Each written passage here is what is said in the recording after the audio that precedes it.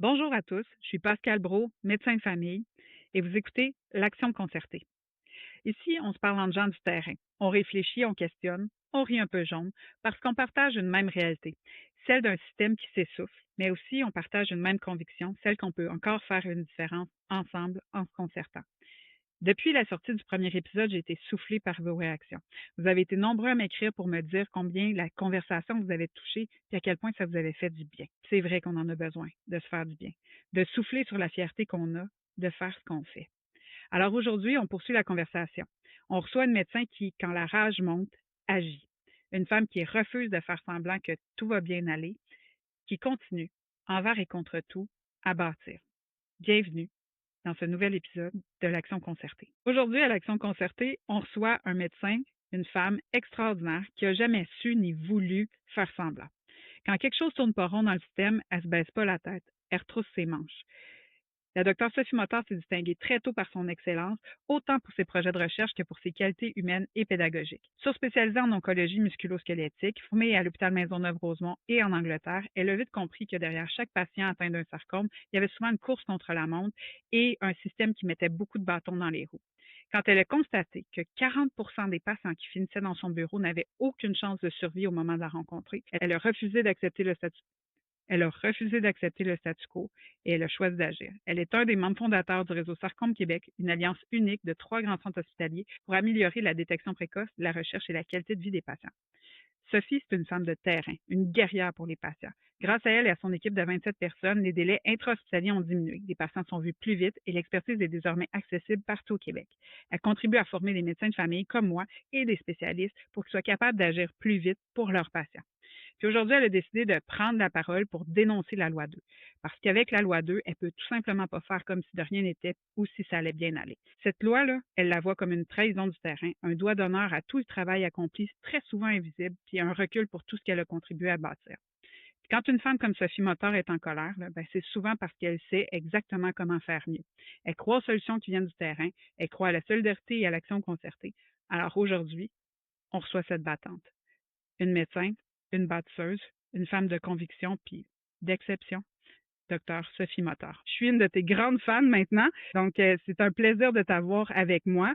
Pour commencer, là, je l'ai dit en entrée, tu es une chirurgienne orthopédiste spécialisée en oncologie musculo-squelettique, ce qui est quand même pas un champ fréquent chez les orthopédistes. Avant qu'on parle là, des batailles puis des réformes, dis-moi, qu'est-ce qui a fait que tu t'es orientée dans ce Merci secteur-là? Pascal de m'inviter. Moi, je viens d'une famille où le don de soi, ça a toujours été, hein. Mon père était psychiatre, il faisait des jeunes schizophrènes. Fait que c'était un peu un pionnier qui a travaillé avec des équipes multidisciplinaires. Justement, c'était un gars de terrain, mon père. C'était pas juste un psychiatre, c'était vraiment un gars qui croyait en la prise en charge d'équipe. Fait que, tu sais, c'est ancré dans ma génétique.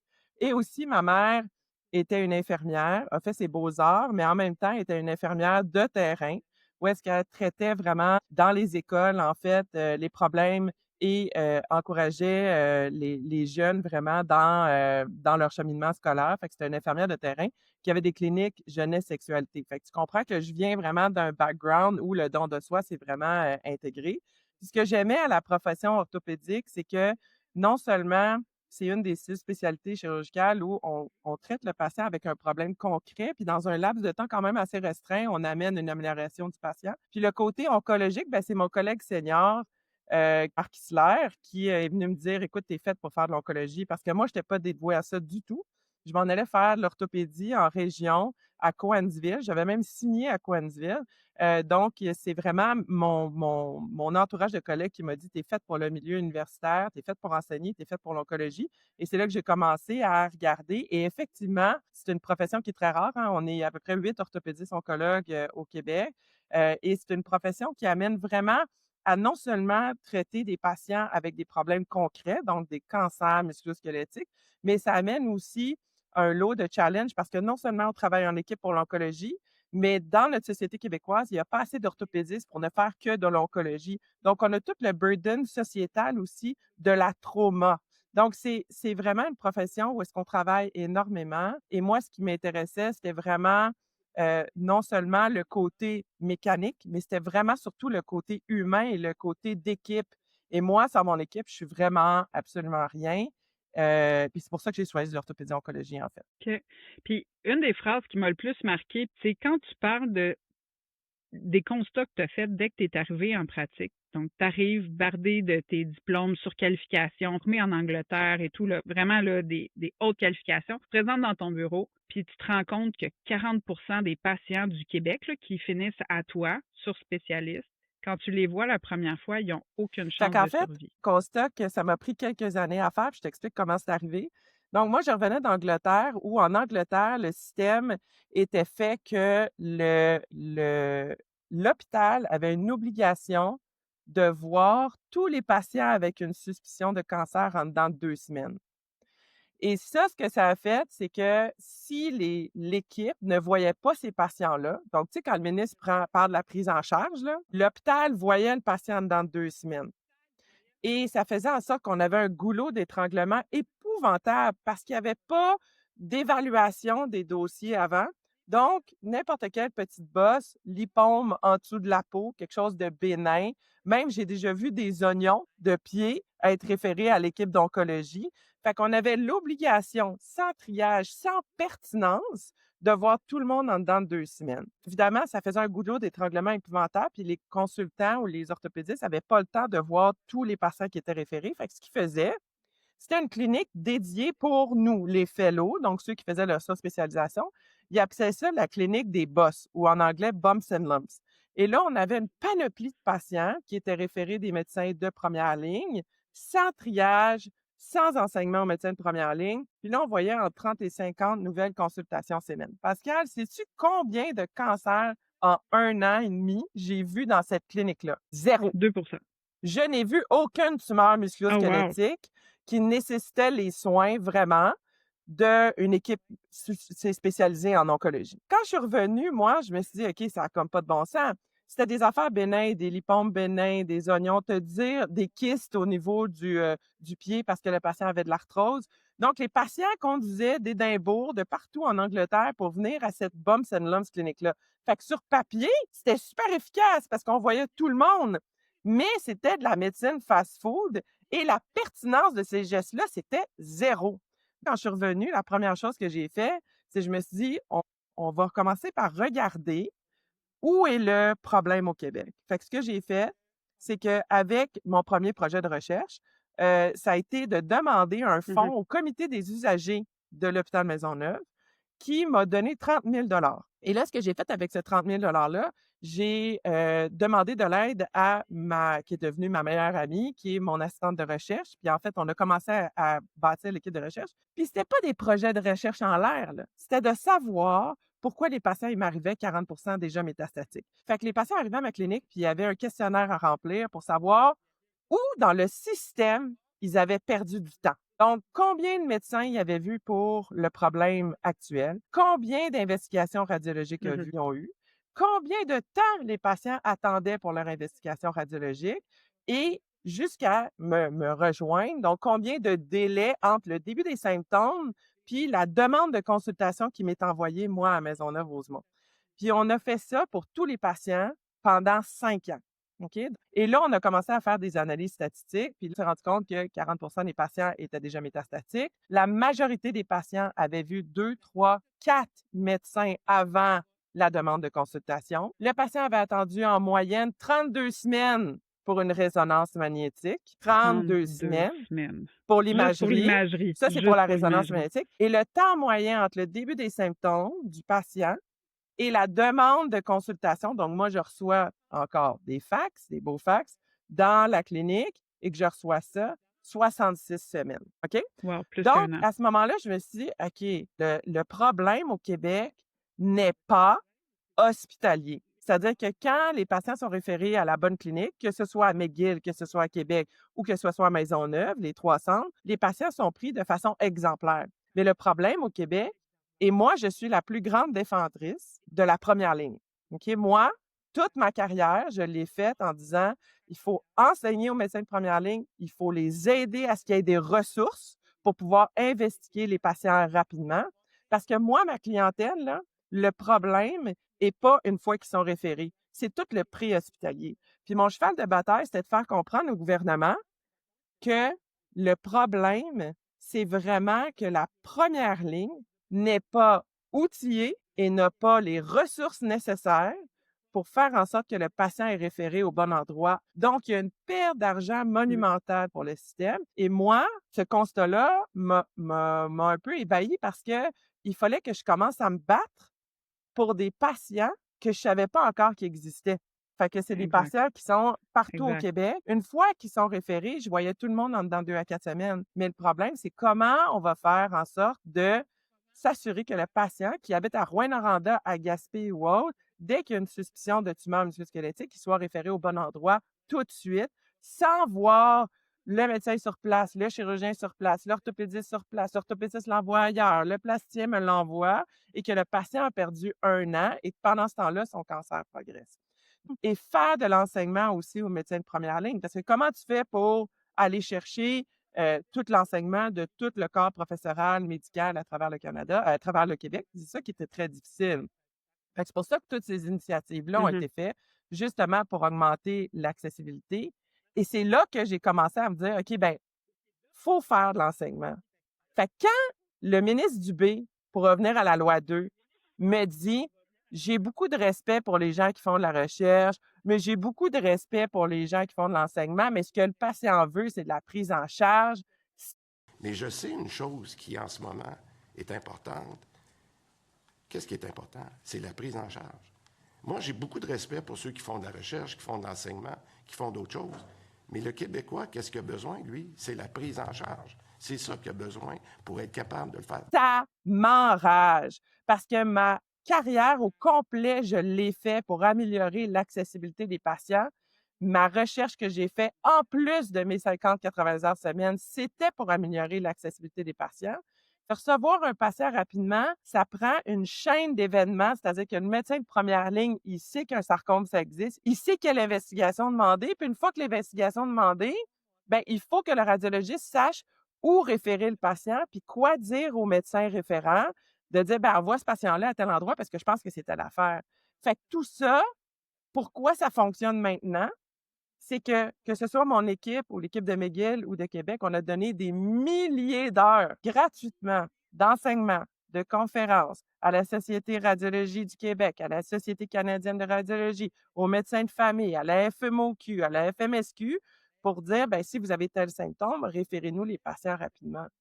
Fait que d'entendre le ministre dire que l'enseignement, c'est pas de la prise en charge et d'entendre le ministre dire que la recherche, de développer des nouvelles thérapies pour aider nos patients, c'est pas de la prise en charge, c'est être complètement déconnecté de notre réalité. Qu'est-ce qui a fait qu'à un moment donné, la solution est apparue qu'il fallait créer un réseau de collaboration bien structuré? Ça l'a reposé sur qui, cette Fait qu'en fait, quand on initiative-là? a fait les analyses statistiques, puis qu'on s'est rendu compte que le problème était préhospitalier et non pas hospitalier, mon assistant de recherche, Hugo, a fait son projet de maîtrise sur la nécessité de créer le réseau, avec toutes les statistiques de notre projet de recherche. Et là, en 2014, on a commencé à faire les premières analyses statistiques et en 2016, on a déposé au gouvernement un projet de 70 pages qui décrivait la Mmh. nécessité de créer un réseau et la nécessité d'investiguer les patients et d'outiller la première ligne. Et on a fait un document qui a été envoyé au gouvernement et pendant 2 ans, ça a été silence radio. Et à ce Pour document-là, vrai. j'avais ajouté, avec l'accord des patients, sans les nommer évidemment, c'est confidentiel, mais à peu près 70 histoires vécues, concrètes de patients que le système avait perdus avant d'être rendus à moi. Puis il y a des histoires tellement tristes là-dedans. Donc en 2016, on dépose ça au gouvernement. Puis pendant 2 ans, c'est silence radio, jusqu'à temps que tous les acteurs qui font du sarcome au Québec, on mette notre pied à terre, dire là, qu'est-ce qui arrive avec ce projet-là? Et là, on reçoit une lettre de félicitations, comme quoi effectivement le projet qu'on fait, c'est extraordinaire et on va créer le réseau Sarcome Québec, fait qu'on est bien content de ça. Fait qu'en 2018, on annonce à grande pompe le réseau Sarcome Québec, et cetera. Et on a la première rencontre du réseau Sarcome Québec, finalement, par vidéoconférence. Et là, la bombe tombe. Donc, imaginez, moi, ça fait 8 ans que je travaille d'arrache-pied pour construire ce réseau-là, pour améliorer l'accessibilité des soins des patients. Et là, on a la première rencontre et le matin de cette rencontre-là, on reçoit une lettre du sous-ministre de la Santé qui nous dit dans la lettre, c'est donc extraordinaire que vous faites. Malheureusement, vous allez avoir $0 pour vous supporter dans la création.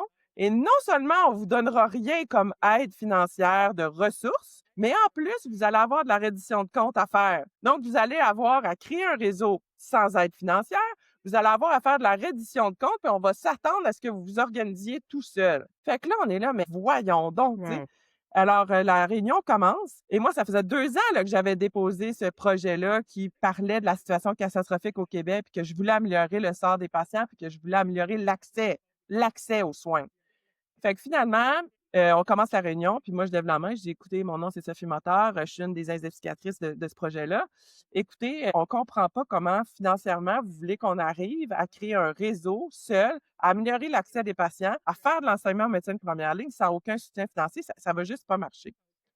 Et là, le directeur de la cancérologie au Québec, qui est responsable de piloter notre dossier ou de présenter notre dossier au gouvernement, me dit, mot à mot, Docteur Moteur, avec tout le respect que je vous dois, votre projet, je ne l'ai pas lu. Donc, Wow. non seulement le gouvernement n'était pas au courant de ce projet-là, mais en plus, le directeur de la cancérologie du Québec ne l'était pas. Donc, ce qui fait en sorte qu'ils sont retournés à la table de négociation. Et imagine là, une maîtrise, presque 10 ans de projet pour pousser avec des histoires catastrophiques, pour améliorer l'accessibilité sur le terrain à notre profession.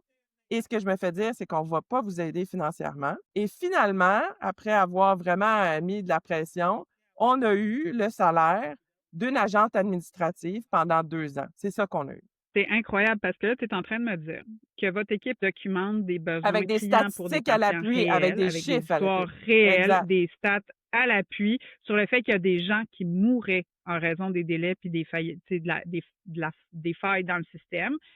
Et que là, le cadre qui est responsable de la cancérologie au Québec, puis de remonter les enjeux à ses boss, vous dit « Hey, c'est super beau, félicitations, mais on n'a Pire même que pas ça, lu votre truc. » il me dit, avec tout le respect que je vous dois, Docteur Moteur, là, vous parlez d'un projet de recherche qui a eu lieu en 2014, on est en 2016. Mais j'ai dit, mais justement, ça fait 2 ans qu'on attend des réponses de votre part. La culture du ministère, là, c'est incroyable. L'espèce de avec tout respect, nous n'avons pas lu Hein? ce que vous avez fait. Mais c'est beau, on Ah vous ouais. a envoyé. Écoute, Hey, moi, ça là, s'invente comment ça pas, s'est c'est comme. passé? C'est donc extraordinaire, mais vous allez avoir $0 parce que c'est juste 300 patients par année. C'est ça la lettre. Puis là, quand la réunion a commencé, j'ai dit au directeur de la cancérologie, écoutez, je dis avec tout le respect que je vous dois, là, mais on va parler de l'éléphant dans la pièce, là. On va pas passer à travers l'ordre du jour, by the way. Parce qu'on va pas faire un réseau Sarcom Québec puis avoir de la reddition de compte à faire sans avoir de support financier. Ça n'a aucun maudit bon sens. Fait que là, c'est là qu'il m'a dit, oui, mais ça, Docteur Il y a bien Moteur, des votre limites horaires projet, du c'était monde, là. 2014, on est en 2016. Ben oui, ça fait Puis 2 là, ans après qu'il est ça, il sur me dit, avec tout le respect que je ton vous dois, bureau. je l'ai pas lu. Ah, là, j'ai vu non. C'est écœurant, pareil. C'est le directeur de la cancérologie qui était Mais supposé piloter notre dossier au ministère. Il avait même pas lu notre projet. Ça me fait capoter. parce que c'était juste Ouais. 300 parce que c'était juste 300 patients, en voyant pas 300 patients bien triés, bien organisés qui arrivent Exact. chez nous parce qu'ils ont besoin de Ben, nous. c'est ça. Fait Tout que le c'était reste, c'est pas là. 1300 consultations Tout le que reste, c'est j'avais. pas là. Mais là, on est obligé de voir du monde. Puis, tu sais, il y a 3/4 des patients qui n'avaient pas besoin de venir me voir au début, tu sais. Alors que si tu n'avais pas fait un tri de pertinence, tu fais tout Ouais. l'effort en amont de ça pour trier, ben ton Ben oui. projet aurait eu l'air plus impressionnant. Exact. Puis peut-être Fait que que si tu aurais j'avais eu le fait un financement. coût-bénéfice, Ça a-tu pas de bon peu sens? importe, tu sais, les drames humains, tout ça, là, c'est écœurant, hein. Ouais. Dans la culture du MSSS, il y a il y a aucune considération donnée pour Non. les données probantes. Les pratiques éprouvées, ce qui a fonctionné, ce n'est pas ça qui gouverne les choix qui sont faits. Et ça, ce sont des gens très haut placés qui me l'ont dit. Et je trouve que c'est fort dommage parce que l'idée d'avoir une médecine qui est fondée sur les données probantes, c'est d'apprendre des meilleures expériences et des échecs des autres pour éviter de les refaire ici. Mm. Mais nous, au Québec, on Même s'occupe dans pas cette de ça. veine-là, pour te faire rire, tout le réseau Sarcom Québec, avec toute l'amélioration du système qu'on a fait, je suis allée présenter en novembre 2024 au congrès de cancérologie du ministère de la Santé pour leur montrer comment, avec le salaire d'une agente administrative, on avait augmenté, on avait doublé notre capacité d'accueil. J'ai tout présenté ça. C'est pourquoi on a eu des prix à l'international. Est-ce que j'en ai eu du feedback pour dire, écoute, ton modèle, ça serait-tu réplicable sur d'autres affaires? C'est une bonne idée. Ça augmente l'accessibilité. Ça a doublé l'accessibilité avec le salaire d'une agente administrative. Est-ce qu'on pourrait faire ça pour d'autres spécialités? Jamais. Je suis allée présenter au ministère comment on a été efficace, qu'on a augmenté l'accessibilité. Puis effectivement, ça n'a absolument rien changé dans les directives ministérielles. À ce moment-là, il y a quelque chose dans ma tête qui s'est brisé, puis je me dis, plus jamais je vais attendre après le gouvernement pour améliorer le sort de mes patients. Plus Pour faire jamais. quelque chose. Et avec une commis, donc mon agente administrative, Sarah, qui est devenue un pivot dans notre hôpital, ce qui fonctionne très bien maintenant, c'est qu'à chaque fois qu'on a une consultation, Sarah extrait du dossier Santé Québec tous les renseignements et les imageries et nous, gratuitement, mes collègues et moi, on revise toutes les consultations qui rentrent par notre système. Et là, on regarde les imageries, on regarde le motif de consultation et là, on décide est-ce que vraiment ça a l'air d'un sarcome ou d'une tumeur qui a nécessité vraiment de venir à Montréal se faire traiter ou non. Des fois, c'est souvent que le patient est investigué pour une autre affaire, puis finalement, sur la radiographie de l'épaule, il y a quelque chose d'inquiétant, mais finalement, nous, c'est ça, On c'est un trouve quelque encordon chose, ou c'est des ça. affaires bien bénignes qu'on n'a pas besoin de voir.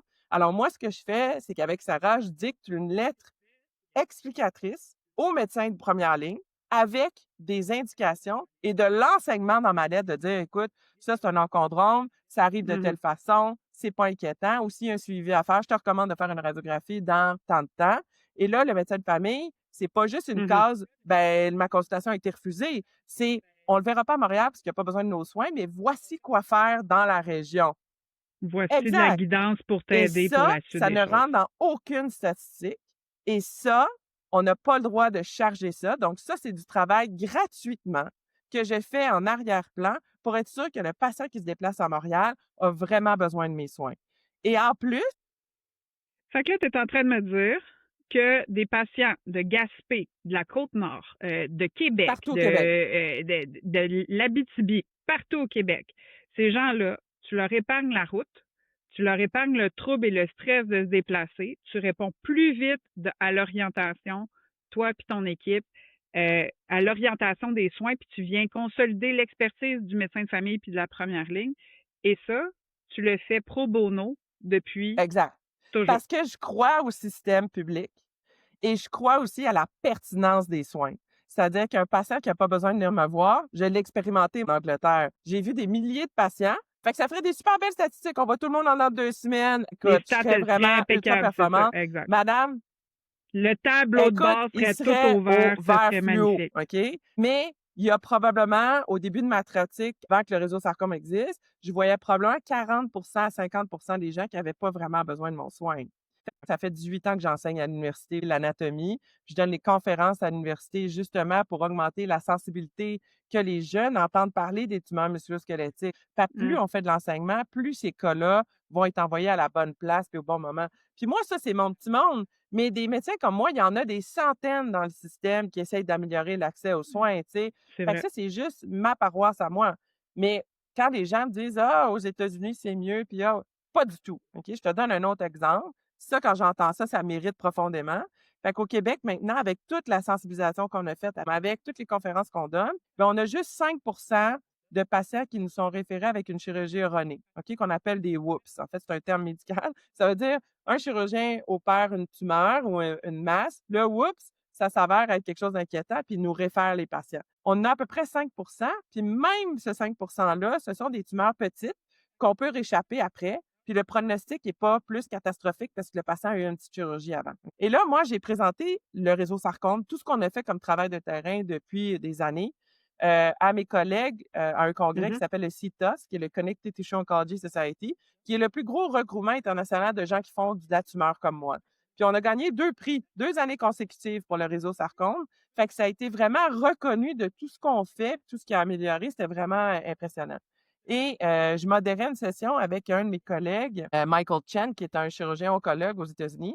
Puis il est venu me voir, puis il dit, tu sais, Sophie, ton système aux États-Unis, ça pourrait jamais être implanté. J'ai dit, pourquoi?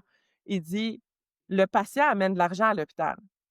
Donc, il n'y a aucun incitatif pour le système privé américain qu'un patient arrive avec une tumeur qui a l'air d'un sarcome, d'être envoyé dans les équipes spécialisées qui vont le traiter. Donc, le patient, c'est les assurances qui décident qui va traiter le patient, est envoyé à l'hôpital de sa région. Et sais-tu combien, Pascal, de patients qui se présentent dans le centre de sarcome à Los Angeles, qui ont été opérés, ou avoir un traitement inapproprié. Moi, ça m'a fait complètement flipper. Donc, des patients qui se présentent dans Ouais. un hôpital tertiaire américain dédié à Et ce qui ont type été... de cancer-là, combien il y en a qui sont Non, vraiment opérés combien pour ont ça? été mal opérés ou opérés pour une autre cause, puis ils se sont rendus Mal compte que c'était un opérés. sarcome, qui ont eu une biopsie inappropriée, qui ont eu un traitement inapproprié. Et là, en dernier recours, quand ça fait 3-4 fois qu'ils sont opérés puis personne ne sait quoi faire, là, ils sont envoyés à un expert en sarcome. Nous, on en a 5 au Québec. God. J'ai peur de la statistique. Ça doit être 70 catastrophique. OK?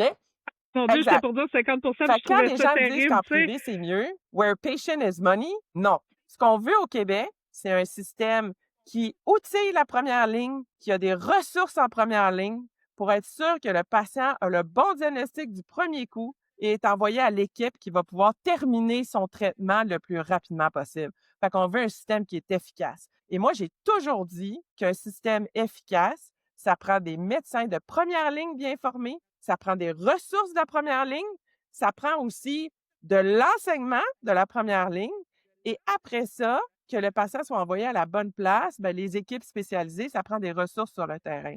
Ça prend pas juste des agents administratifs, ça prend pas 12 millions de couches d'administration, ça prend du monde qui sont formés dans la première ligne, qui ont les outils pour investiguer les patients, qui sont guidés à savoir quelle modalité d'investigation, fait qu'il faut une résonance, faut un écho, etc. Et ça, on est prêt à continuer à fournir des informations. Moi, je suis prête à donner là, une conférence en plus de mes heures de travail une fois par semaine si le gouverneur reconnaissait l'expertise qu'il y a sur le terrain et qui aidait les gens sur le terrain avec des ressources supplémentaires. Parce que le gouvernement a une vision tellement à court terme qu'il y a plein de projets sur le terrain qui pourraient se Juste, faire et sauver de l'argent au système.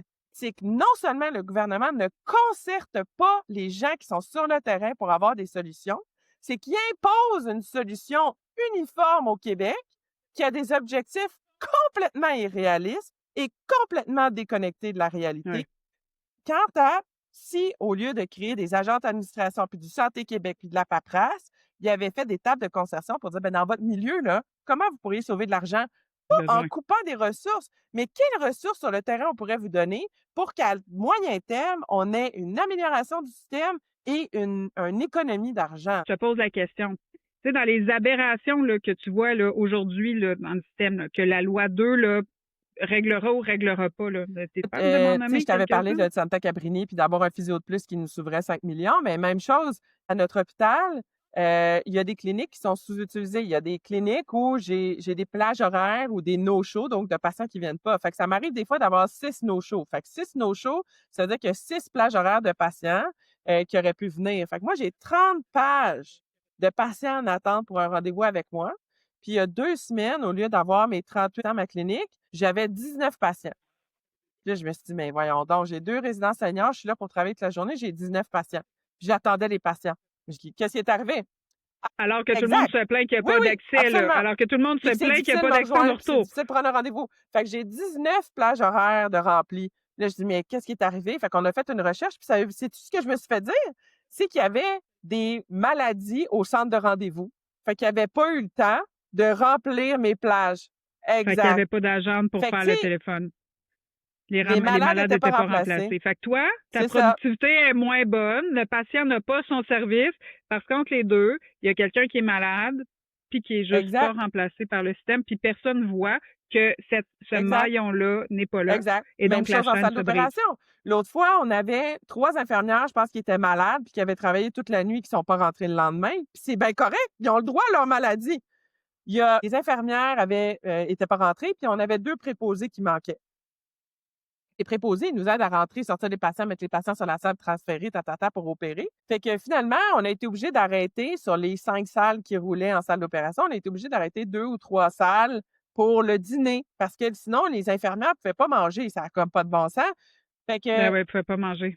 Une ben infirmière non, a une hypoglycémie exactement. quand elle tient Ça des n'a pas de bon écarteurs, là, sens. c'est bien, bien, bien Fait que là, pratique. ça veut Là. dire que, ben, à la fin de la journée, on n'est pas arrivé parce qu'on a arrêté pendant 1 heure de temps pour que les infirmières mangent, puis c'est tout à fait correct.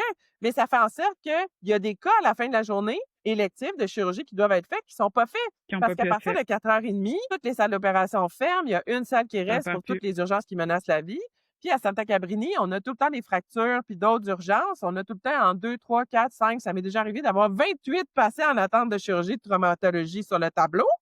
Fait qu'à ce moment-là, ben là, il faut commencer à faire des urgences. Fait qu'il y a des patients qui sont cancellés à la fin de la journée. Pourquoi? Parce qu'on n'a pas de backup. On n'a pas assez de ressources pour fonctionner.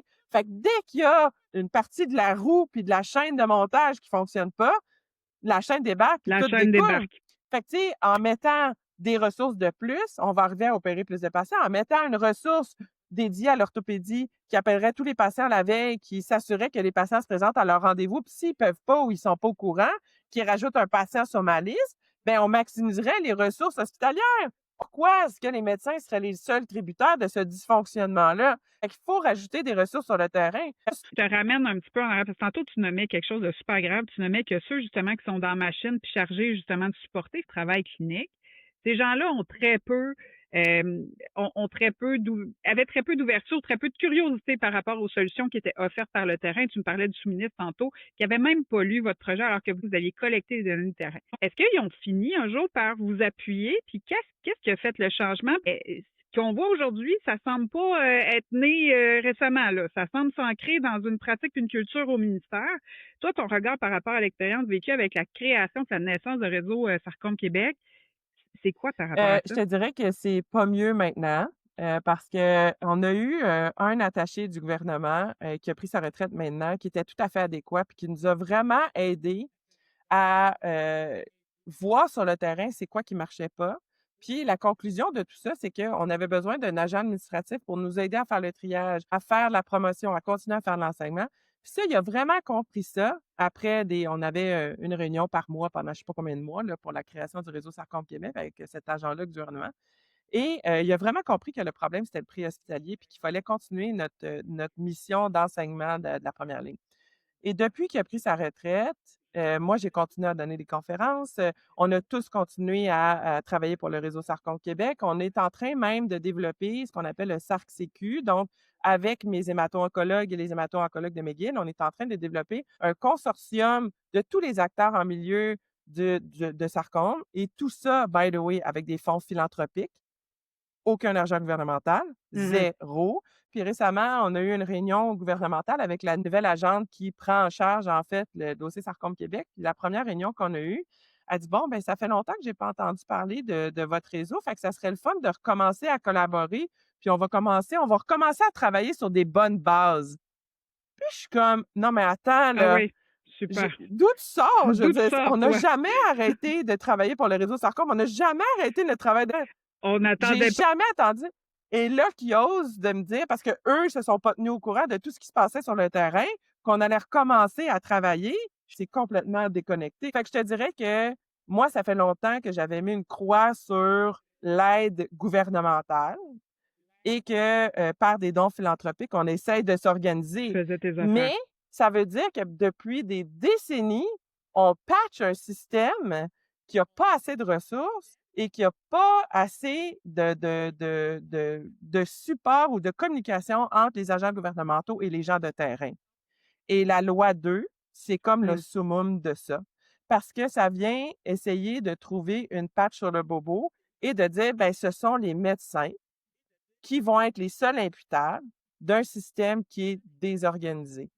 On a dit quand la loi 2 est passée, là, moi, j'ai pris, une semaine pour avaler ça, puis à pleurer, puis à me dire: «Mais vraiment, toutes les milliers d'heures que j'ai données qui rentrent pas dans les statistiques pour améliorer le sort de mes patients, je serai plus capable de le faire». Parce que c'est ça qui va arriver. Ça veut dire que le patient, là, de Gaspésie, j'aurai plus le temps de regarder sa consultation, décider, puis dicter des lettres gratuitement au médecin référent. Je vais dire: «Parfait, ben, venez, ça va faire des belles check in the box. Je vais avoir mes belles statistiques. Fait que venez toute la gang, conduisez 9 heures de temps pour faire dire que finalement, c'est pas moi qui va vous traiter. Tu comprends? Fait que ça va faire des super belles statistiques. Je vais avoir plein, plein de patients, mais mes patients sont pas mieux traités. Même que ça va être pire parce que là, toutes les tumeurs bénignes qui n'ont pas vraiment besoin de mon soin, des découvertes par hasard sur une radiographie qui n'ont même pas besoin, Ça va être comme l'Angleterre. va rentrer dans une espèce de goulot d'étranglement-là. Ça va être comme Puis ton ça cas va prendre d'Angleterre. encore plus de temps à ce que je vois mes patients de cancer. Pour voir ceux qui ont Absolument. vraiment besoin Fait de que, ton tu sais, les expertise. solutions, ils existent. Puis ils existent pas juste pour l'oncologie, ils existent aussi pour la trauma. Je te donne un exemple.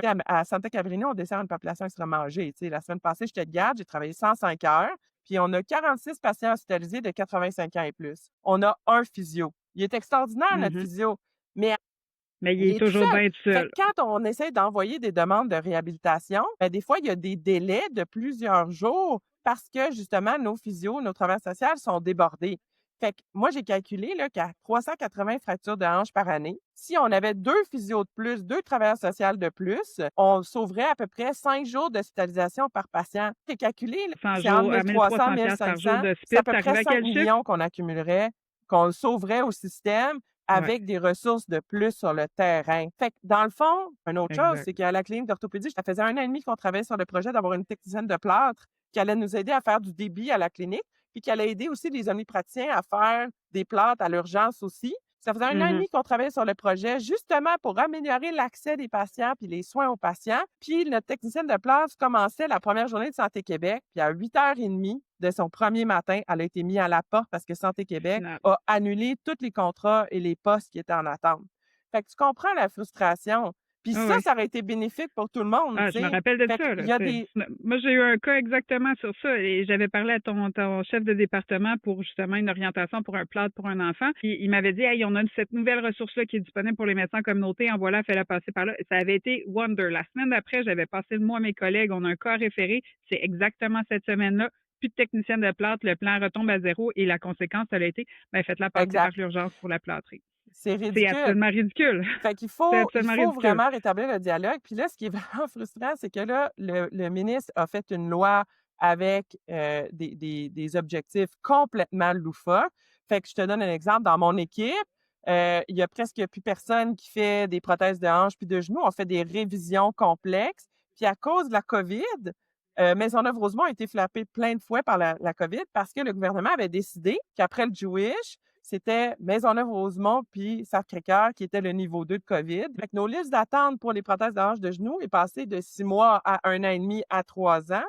Et là, ce qu'il nous dit, on va exiger des cibles de groupe. Ça veut dire que moi qui fais de l'oncologie puis qui fais de la trauma, je suis quand même responsable des listes d'attente de mes collègues qui sont rendus à 1 an et demi parce qu'ils n'ont pas assez de priorité opératoire pour opérer les patients.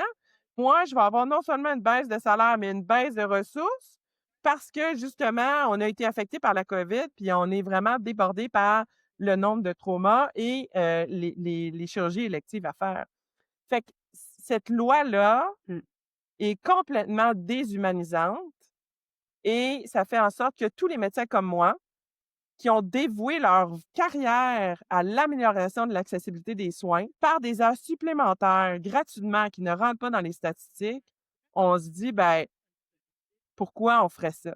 Moi, c'est la première fois de ma carrière depuis la loi 2 que je me dis, mais pourquoi je vais continuer à me battre bec et ongle pour améliorer l'accès des patients, améliorer la recherche pour les sarcomes, améliorer l'accessibilité des soins si on n'a même pas de dialogue avec le gouvernement? Puis à ton échelle, tu es une top gun dans ton domaine.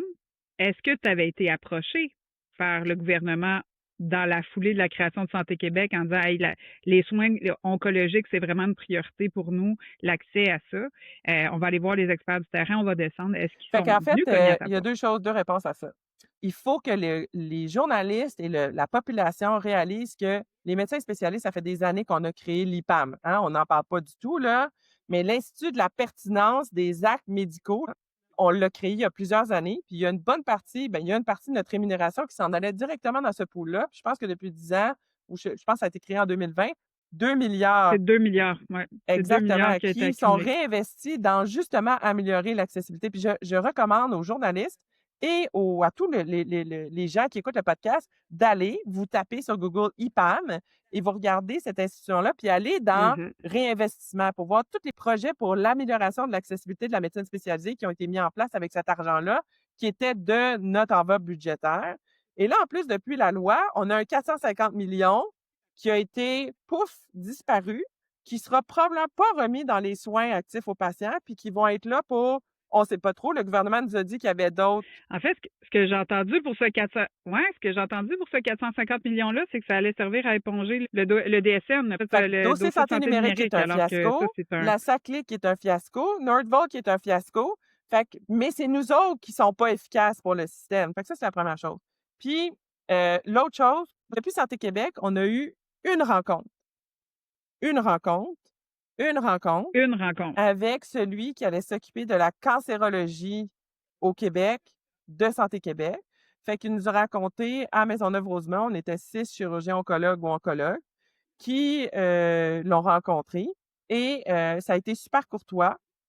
Et il nous a dit textuellement, parce que moi j'ai dit, écoutez, là, on va pas refaire la roue, là. Tout ce qu'on a fait sur le terrain, ça fonctionne. Ça On n'a pas fonctionne. besoin d'une couche d'administration de plus, on a besoin de ressources.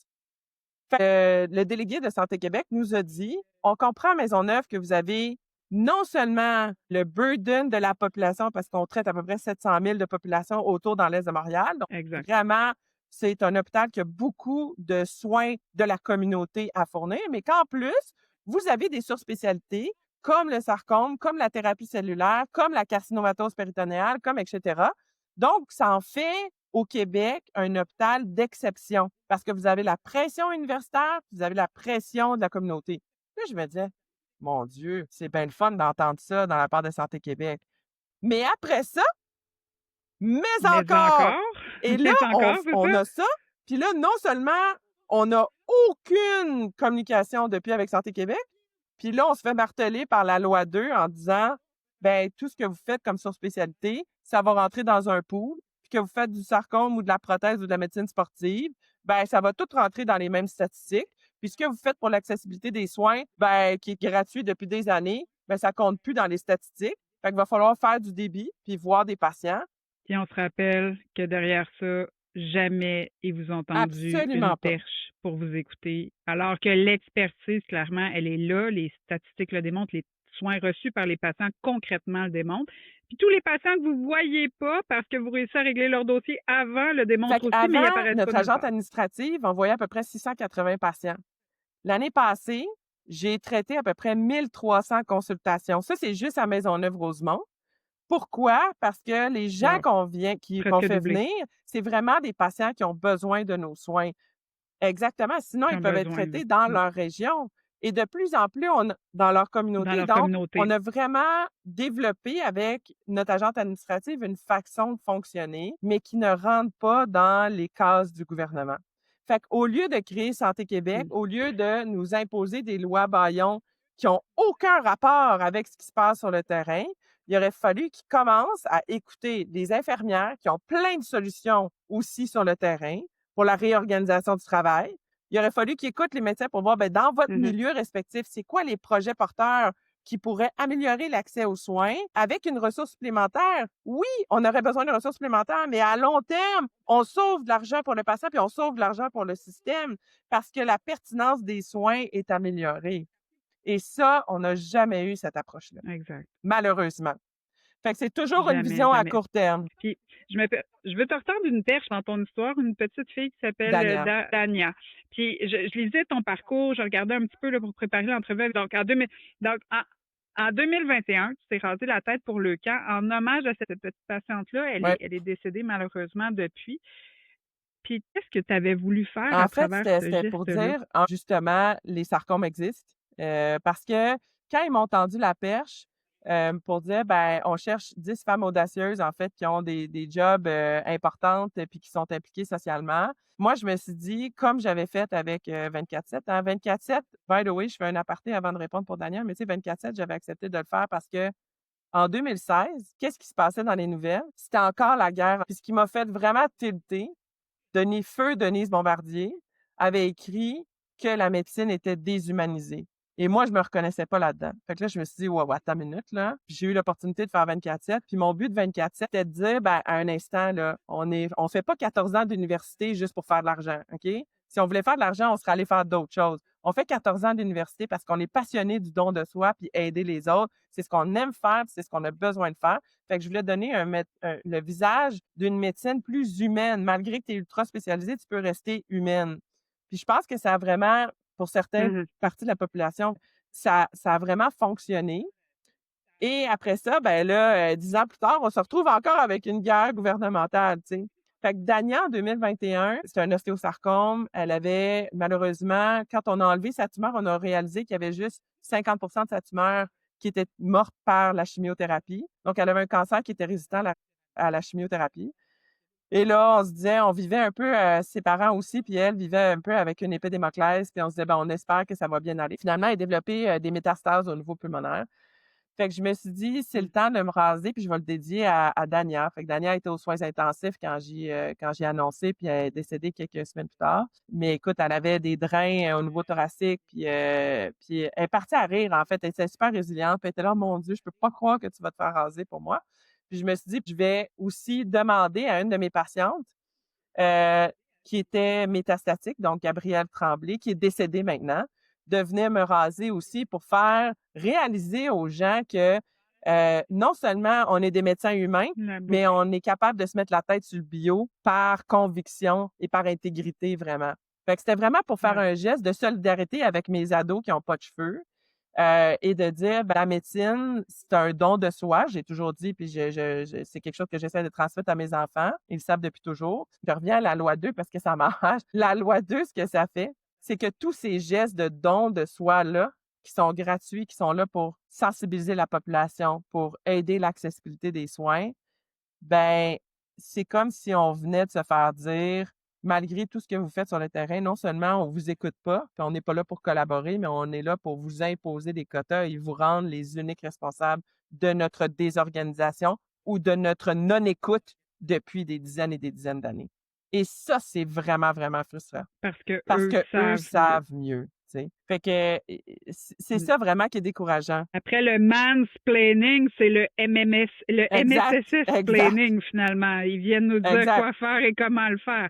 Puis, tu avais dit quelque chose d'important quand tu Ouais. parlais de Daniel dans l'article à ce moment-là. À l'époque, là, tu nommais que ta rage a monté avec les années. Quel regard tu portes sur ce sentiment Ben de là, rage-là depuis 2 depuis? semaines, je dirais que ça c'est pas ben mieux, c'est encore pire. Mais tu sais, avec le temps, je réalise que, cette rage-là a quand même amené des bonnes choses. Est-ce que j'ai plus de patients qui survivent maintenant? La réponse, c'est non. Est-ce que mes patients sont référés plus vite? La réponse, c'est oui. Fait que je pense que les choses commencent à changer. Je pense que les familles de patients qui nous aident et des dons philanthropiques que j'ai eus pour développer tout un pan de recherche fondamentale, pour développer des nouveaux médicaments et des nouvelles chimiothérapies pour les patients avec des sarcomes, c'est en balbutiement. Il y a une espèce de bouillonnement où les gens commencent à être intéressés aux sarcomes. D'où ça vient cet intérêt-là? Je pense que c'est notre travail acharné depuis des années et des années. Fait que je veux pas dire que tout est noir, mais malheureusement, il y a pas beaucoup d'avancées, point de vue de la survie des patients. On le sait que tout le réseau Sarcome Québec a fait en sorte qu'on voit les patients super rapidement. Puis le réseau fonctionne, Pascal. C'est ça qui est fâchant.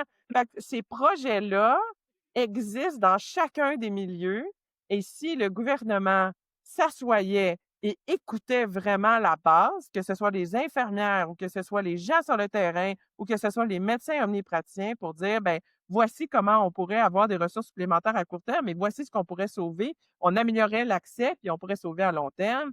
Mais ce discours-là est comme rendu impossible à faire. Complètement On l'a impossible. pas. Puis, pour, pour conclure, là, si tu avais un pad de prescription magique, là, puis que tu peux prescrire un traitement au système de santé québécois, là, qu'est-ce que tu écrirais sur ta Moi, je passerais à prescription? travers mon pad au complet, Pascal. Ça serait pas juste une prescription, tu sais. Hem, il faut que vraiment on réalise qu'on veut tous la même chose, c'est-à-dire améliorer l'accessibilité des soins, améliorer la qualité des soins. On a toujours voulu ça et on est là pour ça et il faut arrêter de sanctionner et de drainer les ressources dans le système public et commencer à écouter les solutions du terrain. Et la solution pour le système de santé Mmh. ne sera pas une solution. Ça va être des centaines de solutions en fonction des différents milieux. Fait que l'espèce d'utopie qu'on va taper sa tête des médecins pour qu'ils soient plus performants et que ça va régler tous les problèmes de terrain, c'est complètement stupide. Il faut complètement qu'on retourne notre fusil d'épaule de dire, OK, là, on est là en collaboration. On met une pause sur la loi 2 ou on la met aux poubelles dans le blender puis on la prend un dimanche matin tous avec de la verveine, là, OK? Et là, on se dit, c'est quoi les solutions sur le terrain, dépendamment des milieux, puis on va tous travailler en collaboration pour améliorer le système. Mais de la base, va sortir les solutions pour améliorer le système et non pas d'en haut. Et non pas d'en haut. Puis en fin de tout ça, là, si tu pouvais dédier la conversation qu'on vient d'avoir à quelqu'un, un collègue, un patient, une génération, pourquoi pas, à qui tu voudrais la dédier? Premièrement, au ministre, Christian Dubé, que j'ai déjà rencontré. Ouais, C'est un beau cadeau que tu lui fais parce que là, ouais, écoute, il y a des gens qui payent très cher exact. pour entendre ton Ouais, c'est ça. expertise pourtant. Pas- Puis là, tu lui offres gratuitement. Et de dire qu'on prend vraiment une fausse route totale pour le système de santé. Si on veut une pérennité du système de santé, il faut commencer à parler à la base. OK? Ça, j'en suis convaincue. Et aussi la nouvelle génération de médecins. De ne pas croire à l'utopie du système privé qui est meilleur que le système public, de continuer à croire au système public Y crois-tu encore? depuis 2 semaines. Pas depuis 2 semaines. Parce que, tu sais, comment tu veux qu'ils reviennent en arrière? C'est impossible. Tu sais? Le Ouais. dentifrice est Tu sais, sorti de du dire, tube. non seulement on vous a pas écouté, toutes les projets puis les initiatives, bon, toutes les initiatives du terrain, on s'en occupe pas, on ne s'en intéresse pas, on n'est pas intéressé à collaborer vraiment, puis on va vous imposer des quotas. Est-ce que tu as de l'espoir encore? Tu veux-tu la faire répondre? Oui, oui, parce que je pense que c'est important parce que ce que tu vis, je pense que d'autres peuvent le vivre. Puis actuellement, je pense que tout le monde se sent pas mal tout seul dans son coin parce que on a perdu un peu le droit de se Ouais, concerter d'une certaine manière. Fait que de savoir que les émotions que tu vis, ouais, ouais. probablement que t'es pas la seule à les vivre, là. Ça me prend du temps à répondre parce que j'ai de la misère à voir, puis ça, je dis ça en toute honnêteté, là, j'ai de la misère à voir comment le discours entre les médecins, les infirmières et le gouvernement va être constructif. Maintenant que le gouvernement, clairement, veut non seulement réformer la rémunération des médecins, ça, c'est même pas ça l'enjeu. C'est de nous imposer des quotas inaccessibles. Et c'est la réalisation, moi, depuis 2 semaines, ce que je réalise, c'est que toutes les initiatives du terrain pour améliorer l'accessibilité, ça ne les intéresse pas.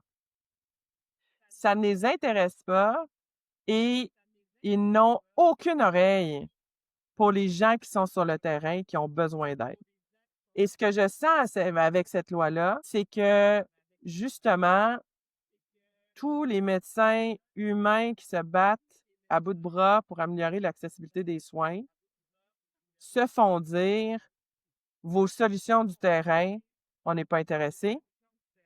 Vos, doléances par rapport au manque de ressources n'ont aucune écoute et vous allez être les seuls responsables de la désorganisation du système». Je ne vois pas comment le discours peut changer parce que c'est comme si le gouvernement actuellement, avec la loi 2, était tellement déconnecté du terrain que je vois pas dans les prochaines années comment ce discours-là va virer de bord, puis on va dire: «OK, ben si les médecins ont fait 12 à 14 ans d'université puis qu'ils ont des solutions tangibles, concrètes, faciles à appliquer, qui vont sauver de l'argent pour le système puis qui vont améliorer les soins, pourquoi on commence pas à les écouter?» Si les infirmières qui sont sur le terrain depuis 20-30 ans ont des solutions concrètes pour améliorer l'organisation du travail, pour améliorer l'accessibilité des soins, pourquoi est-ce qu'on commence pas à les écouter? Fait que j'avoue que depuis 2 semaines, j'ai un peu perdu espoir. Ouais, La vraiment. confiance est Parce brisée. que je me dis vraiment, il y a plus de retour en arrière possible. C'est rendu un problème d'ego, je pense. Non, c'est un Ouais, problème de Legault, l'ego. entre autres. Mais c'est vraiment la réalisation avec la loi 2 que, tu Ouais. sais, je vois pas, Pascal, comment le discours du terrain, de ce qu'on a besoin comme ressources pour être efficace, va Va finir par finir trouver par une trouver place une dans tout place. ça. Mon désespoir, c'est que Un voie de finalement, passage. la loi 2 reste, puis là, qu'ils enlèvent une coupe d'affaires, là, le supplément de consultation, puis on va faire ci, puis qu'il y a rafistole, mais sans Mais régler le fond. le Puis fond là, d'affaires lui dans change pas. 2, 3, 4 ans, on va être rendu à la même place. On rejoue le même Exactement! mélodrame. Et là, qu'on blâme encore les docteurs qui veulent toujours plus puis qui sont pas efficaces, puis puis que le système n'est pas amélioré, puis qu'on réépuise les ressources sur le terrain qui sont sincèrement déjà épuisées. Je vois pas, comme tu Mmh. disais, comment ils vont remettre la pâte à dents dans le tube. C'est ça qui me décourage. C'est mes 18 dernières années de me dire, ben, dans le fond, tout ce que j'ai fait pour améliorer les soins aux patients, je sais pas ce qui va en rester. Ben, moi, je suis très contente de t'avoir reçu, puis j'espère vraiment que ta voix, puis l'occasion que tu as eue de me partager ça, ben, on va être capable de la faire cheminer. Puis je suis convaincue que ça va trouver une oreille parce que ton propos, il est tellement vrai, il est tellement authentique, puis il est tellement centré sur ce Les qui est le plus patients, important, c'est-à-dire les les patients patients. puis les soins qu'on leur donne, que je suis sûre que ça va remonter très haut. Puis la beauté de l'échange qu'on a, c'est on amène notre message, puis on va le faire progresser. En tout cas, moi, c'est ça qui me donne un peu d'espoir dans l'action concertée qu'on a eue ensemble un peu ce matin, de me dire que ben il y a peut-être des gens qui vont entendre cette préoccupation-là, puis qui vont décider de parler à Christian, de parler à François, puis de leur dire ah, peut-être qu'il y a autre chose, il y a Exact. une Puis autre je pense réalité qui que est possible. Fait que merci. Sophie Motard, Merci Pascal un de ce que tu énorme fais parce merci. que je pense qu'il faut remettre les pendules à l'heure vraiment. Il faut que les gens réalisent que cette loi-là, comme Dr. Sina t'a dit, à tout le monde en parle, il n'y a rien Mhm. qui va améliorer l'accessibilité des patients. Là-dedans pour les Ça va patients. même dégrader la qualité des Exact. soins qu'on a à leur offrir. Et ça, pour l'avenir, pour moi, ça me Mm, déchire. Je suis pas allée en médecine pour faire de la médecine de mauvaise qualité. Puis là, avec la loi 2, on rentre mm. là-dedans à full pin, puis on va rentrer dans le mur. Puis on va juste faire un petit bout de plus, juste pour que tu puisses, parce qu'on a la chance de te parler. Tu as parlé d'une cause qui tient vraiment à cœur. Tu as parlé de l'importance du soutien philanthropique aux travaux que tu fais pour justement amener de la qualité aux soins pour les patients, parce que clairement, c'est pas le gouvernement qui fait sa part de ce côté-là. Fait que les gens qui ont été interpellés par ton propos puis qui veulent soutenir la qualité du travail que vous faites, Fait qu'en fait, comment ils depuis font? 3 ans maintenant, la Fondation Maisonneuve-Rosemont m'aide énormément. Embarqué à pieds joints, justement, on a eu une levée de fonds philanthropique pour moi il y a déjà 2 ans pour justement commencer tout cette aile-là de recherche fondamentale pour essayer de développer des nouveaux traitements.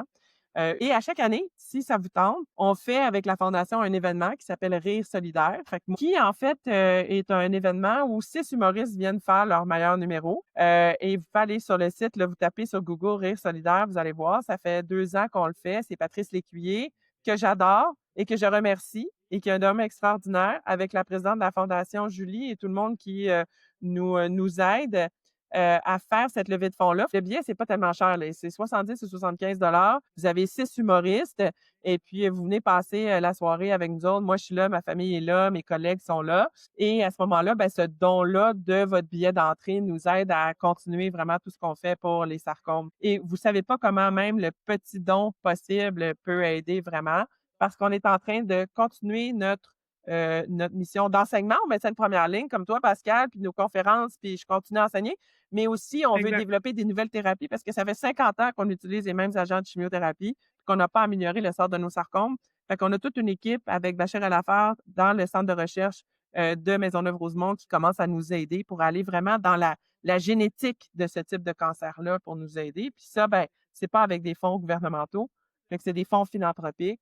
Fait que vous pouvez aller sur le site de la Fondation. Puis si vous voulez faire un don dédié, vous pouvez même aller sur le site de la Fondation, puis vous dites, ben moi, mon don, je veux que ça soit dédié à l'équipe Sarcome. Puis la Fondation nous aide là, à financer nos projets de recherche. Et je réitère le fait que Ah, la c'est formidable. recherche et l'enseignement font partie de la prise en charge des patients. C'est pas séparé. Tout ça est un tout pour être sûr que le geste qu'on pose avec le patient est le meilleur, la meilleure qualité des soins et le plus rapidement possible. Fait que venez à Rire solidaire, ça va être bien le fun Ouais. cette année. On va faire le lancement au mois de décembre, puis vous allez voir, il y a des gros noms des humoristes qui vont être là. Puis c'est vraiment une super belle soirée. Fait que c'est bien le fun. Ben parfait, parce que je Oui, pense qu'on a tous besoin de exact. rire un peu C'est une présentement. soirée qui fait du bien à l'âme. Puis l'année prochaine, j'ai pas le droit de vendre des punchs, là, mais je vous le dis, là, il va y avoir vraiment des gros noms. Ça va être très fort Ça cette va être année. fort. Fait que venez en grand nombre, ça va être le 12 mai. Ben, Réservez votre super. date, puis allez sur le site de Rire solidaire. Les billets vont être en vente à partir de début décembre. Parfait. Je vais mettre le lien dans le balado, fait que vous pourrez facilement trouver ça. Encore une fois, Merci, Sophie, Pascal. un énorme merci de t'avoir compté dans l'action concertée. Puis au plaisir de faire vivre cette voie-là, puis c'est les préoccupations que tu as nommées, qu'on retourne vers la Exact. base, puis que la loi 2, finalement, Un ce soit très juste mauvais un mauvais souvenir. Tu peux souvenir. dire un cauchemar, je pense. mais nous Exact. vaincrons en nous Merci concertant. beaucoup, Pascal.